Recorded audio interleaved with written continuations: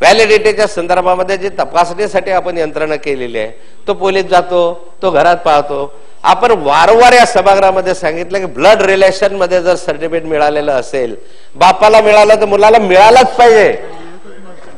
पण तरी पोलिसांची तपासणी, सख्या भावाला असेल, सख्या बहिणीला असेल, आईला असेल, आपल्या मी आईचं नाही सांगत, पण बापाचं असेल, वडिलांचं असेल, भावाचं असेल, बहिणीचं असेल, आत्याचं असेल, तर ते ब्लड रिलेशन मधले फतवा काढा आजच्याच परत की ब्लड रिलेशन मध्ये ज्याचं असेल त्याचं सर्टिफिकेट तातडीने दिलं पाहिजे.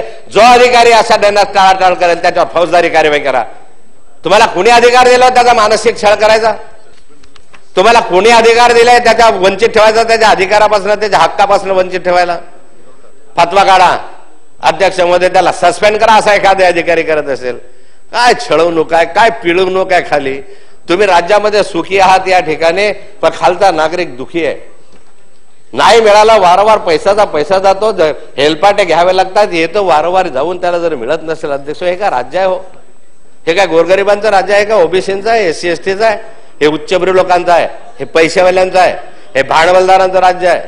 अध्यक्ष महोदय, आज तर इतके हजारोच्या संख्येने व्हॅलिडिटी थांबलेले आहेत. ते करा. शिवाजीराव, मी आपल्याला वारंवार सांगितलंय, तर मुख्यमंत्री महोदय आता या विचाराला सहमत होतील, कारण माननीय शरद पवार साहेबांनी आपल्याला सुचवलंय.